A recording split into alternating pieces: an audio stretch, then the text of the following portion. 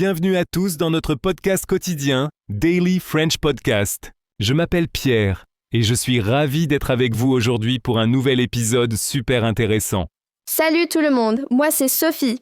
J'ai trop hâte de commencer cet épisode parce qu'on va aborder un sujet qui concerne absolument tous ceux qui apprennent le français. Et même nous parfois. Exactement. Aujourd'hui, on va parler de cette question. Pourquoi est-il si difficile de retenir le vocabulaire ? Vous avez peut-être déjà eu l'impression que vous apprenez un mot le matin et que le soir, pouf, il a disparu. Ça vous parle ? Ah oui, totalement. Franchement, c'est frustrant, non ? On passe du temps à lire, à faire des listes, à répéter, et voilà que tout s'envole dès qu'on veut parler avec quelqu'un. Mais pas de panique, on va décortiquer tout ça ensemble. Juste avant de commencer, un petit mot rapide sur ce podcast pour ceux qui nous rejoignent aujourd'hui. Ici, avec Sophie. On explore chaque jour un sujet du quotidien, on partage nos astuces, nos galères aussi, et on vous aide à progresser en français, tout simplement. Et surtout, on essaye de rendre l'apprentissage amusant, naturel et pas prise de tête. Alors, installez-vous confortablement, prenez un café si vous voulez, et c'est parti. Alors Sophie, première question pour toi. C'est quoi, à ton avis, la plus grande difficulté quand on essaye de retenir du vocabulaire ? Honnêtement, moi je dirais le manque de contexte. Je me souviens, quand j'apprenais l'anglais à l'école, on avait ces listes de mots à apprendre par cœur. Le problème, c'est que sans phrase, sans histoire, ça rentrait par une oreille et ça sortait par l'autre. Je te comprends tellement. Je crois qu'on est nombreux à avoir eu des listes interminables de vocabulaire avec des mots tout seuls. Parfois, ça me mettait presque en colère, tu sais. Je me disais, mais à quoi ça sert si je ne sais pas quand ou comment utiliser ce mot ? Et puis, franchement, qui dans la vie réelle dit « Aujourd'hui, j'ai appris le mot agrafeuse et je vais absolument le placer dans une conversation ». Ah oui, même moi je crois que j'utilise agrafeuse 2 fois par an. D'ailleurs, si vous nous écoutez et que vous avez déjà essayé de placer des mots hyper spécifiques juste pour les retenir, envoyez-nous un message, on veut vos histoires. Mais tu sais, Pierre, il y a aussi la question du cerveau. Notre mémoire, elle n'est pas faite pour stocker des listes, mais pour faire des connexions. C'est comme ça qu'on retient mieux. Oui, tout à fait. En fait, les études en psychologie montrent qu'on se souvient mieux des choses qui nous touchent, qui nous font rire ou qui sont liées à une émotion. D'où l'importance de rendre le vocabulaire vivant. Tiens, tu te rappelles de la fois où j'ai confondu poisson et poison devant toute la classe ? Eh bien, je m'en souviendrai toute ma vie, parce que tout le monde a éclaté de rire et moi j'étais rouge comme une tomate. Oh là là, oui, je m'en souviens. Comme quoi, l'émotion, ça aide vraiment la mémoire. Et toi, cher auditeur, est-ce qu'il t'est déjà arrivé une anecdote marrante à cause d'un mot mal utilisé ? Réfléchis-y un instant. Mais au final, Pierre, pourquoi on oublie aussi vite ? Genre, tu apprends un mot, tu le répètes 5 fois, et après, rien. C'est parce que la mémoire à court terme, elle a ses limites. Si on ne revoit pas les mots régulièrement, ils disparaissent. C'est un peu comme quand tu écris quelque chose sur le sable à la plage. La vague arrive, et hop, c'est effacé. J'adore cette image, c'est tellement vrai. Et puis, il y a aussi l'effet de surcharge. Quand on essaye d'apprendre trop de mots d'un coup, notre cerveau dit « stop ».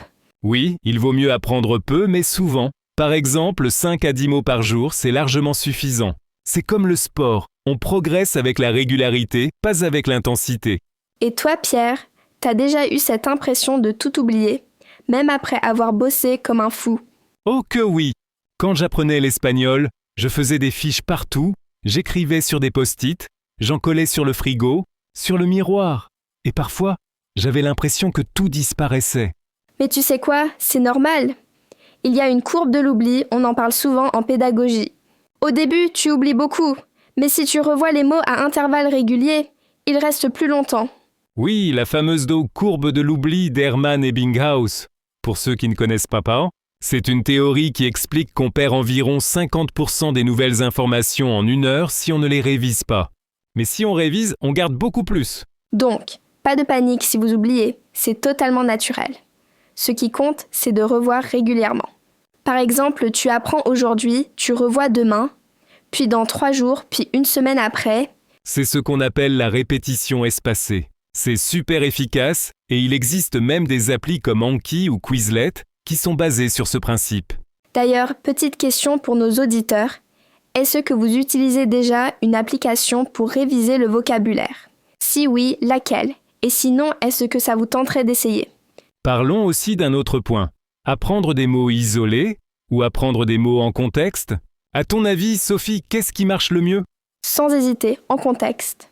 Parce qu'un mot tout seul, c'est un peu comme un puzzle avec une seule pièce. Tu ne vois pas le tableau complet. Quand tu apprends une phrase, tu comprends comment le mot s'utilise. Avec quels autres mots, dans quelle situation? Par exemple, le mot rendez-vous.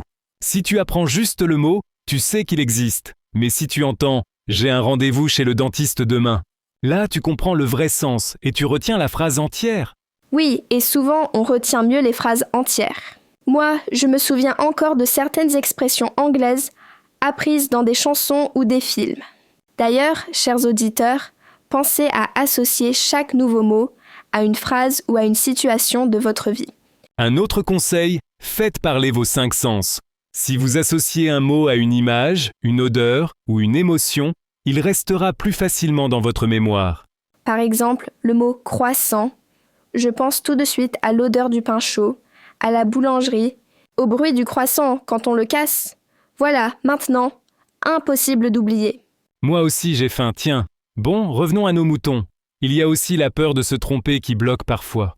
Beaucoup d'apprenants n'osent pas utiliser les nouveaux mots parce qu'ils ont peur de faire des erreurs. Oh, c'est tellement vrai! Mais en fait, faire des erreurs, c'est indispensable. Les erreurs, c'est comme les ratures sur un brouillon. Ça te permet de progresser, de comprendre, de corriger. Et puis, tout le monde fait des erreurs, même les natifs. Parfois, j'inverse des mots ou j'oublie carrément un terme. C'est normal. D'ailleurs, petite anecdote. Un jour, j'ai dit « j'ai la dalle » à un ami anglais qui apprenait le français. Il pensait que j'avais besoin d'une brique, tu vois, alors que ça veut juste dire « j'ai très faim ». Voilà, les expressions idiomatiques, c'est un vrai piège. Mais justement, quand on les utilise, même mal, on les retient mieux. Alors, chers auditeurs, n'ayez pas peur de vous lancer, d'utiliser les mots que vous apprenez, même si ce n'est pas parfait. C'est comme ça qu'on progresse. Autre point important, la motivation. Si on apprend des mots qui ne nous servent à rien, on les oublie vite. Mais si le vocabulaire est lié à une passion, à une envie ou à un besoin, on le garde plus facilement. Oui, par exemple, si vous aimez la cuisine, apprenez le vocabulaire des recettes, des ingrédients, du marché. Ça sera utile et agréable. Autre astuce, faites des associations visuelles ou sonores. Par exemple, pour retenir chien, imaginez un chien en train d'aboyer. Pour rouge, pensez à une tomate bien mûre. Un petit défi pour vous, chers auditeurs, prenez 3 mots nouveaux aujourd'hui et créez une mini-histoire avec. Même si elle est bizarre. Par exemple, la girafe porte un chapeau rouge et mange une glace au citron. Voilà, vous venez d'apprendre girafe, chapeau, rouge, glace et citron en une phrase. C'est génial, ça marche super bien. Et puis, c'est drôle à imaginer. Autre chose, il y a des mots qui se ressemblent dans plusieurs langues, mais attention aux faux amis. Par exemple, library en anglais, ce n'est pas librairie en français, mais bibliothèque. Oh là là, les faux amis, c'est un vrai piège. Moi, je me suis déjà plantée plusieurs fois en espagnol. Donc, vérifiez toujours la signification d'un mot, même s'il ressemble à un mot de votre langue. Et puis, il y a la prononciation aussi. Parfois, on lit un mot, on croit savoir le dire, et puis, catastrophe. Un jour, j'ai dit poulet avec l'accent sur la mauvaise syllabe, et tout le monde m'a regardé bizarrement. Ah oui, la prononciation, c'est important. D'ailleurs, notre podcast est fait pour ça, pour entendre le français naturel, apprendre à l'oreille, et pas seulement à l'écrit. Et en parlant de ça, une bonne technique, c'est l'ombre, shadowing en anglais. Vous écoutez une phrase et vous la répétez tout de suite, à voix haute, comme un écho. Ça aide à mémoriser et à améliorer la prononciation. Essayez tout de suite, chers auditeurs. Je retiens mieux le vocabulaire quand je l'utilise souvent. Allez, à vous. Super! N'hésitez pas à le refaire plusieurs fois, même si vous êtes dans le métro ou en train de cuisiner. Et puis, il y a aussi les chansons. On retient facilement les paroles, non. Choisissez une chanson française, apprenez le refrain, et voilà, du vocabulaire qui reste. D'ailleurs, moi, j'ai appris beaucoup de mots grâce à Stromae et Zazie, même si parfois je ne comprenais pas tout au début. Pareil pour moi avec les chansons de Jean-Jacques Goldman. Et vous, quelle est votre chanson française préférée? On a parlé de beaucoup de techniques, mais il y en a une qu'on oublie souvent, le sommeil. Eh oui, bien dormir, c'est essentiel pour la mémoire. C'est vrai, pendant la nuit, notre cerveau trie les informations et consolide les souvenirs. Donc, pas la peine de réviser jusqu'à 2 heures du matin. Et puis, il faut aussi accepter que chaque personne apprend différemment. Certains sont visuels, d'autres auditifs, d'autres aiment écrire. Essayez plusieurs méthodes pour trouver celle qui vous convient. Moi, par exemple, je fais des dessins à côté des mots nouveaux. Ça m'aide à les visualiser.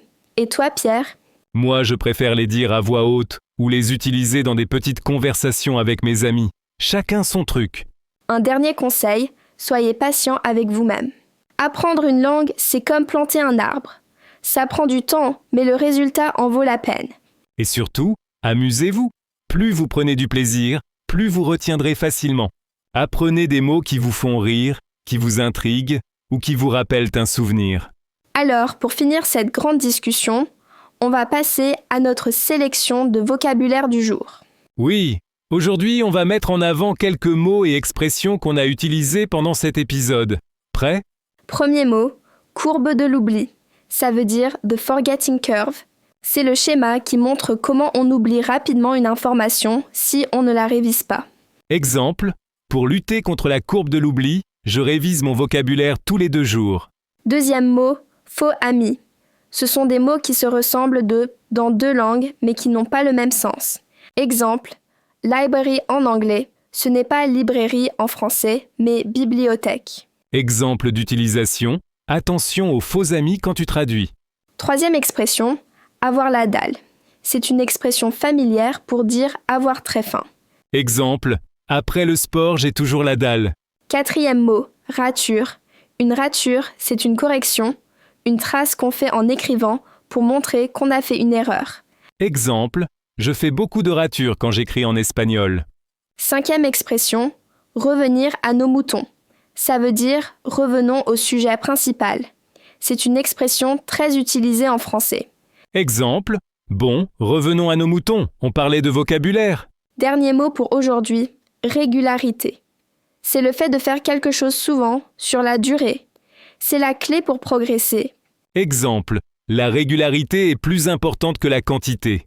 Et pour la petite histoire, régularité vient du latin regularitas, qui signifie constance. Avant de se quitter, on voulait simplement vous rappeler, soyez indulgents avec vous-même, amusez-vous et continuez d'écouter du français. Votre cerveau travaille, même si vous ne le sentez pas tout de suite. Exactement. Et n'oubliez pas, chaque mot que vous apprenez est une petite victoire. On est super fiers de vous. On espère que cet épisode vous a aidé à comprendre pourquoi c'est parfois difficile de retenir le vocabulaire et surtout, comment faire pour progresser. Merci d'avoir été avec nous. Merci à tous pour votre écoute et votre énergie. On se retrouve demain pour un nouveau sujet. D'ici là, prenez soin de vous et amusez-vous avec le français. À bientôt tout le monde et bon apprentissage!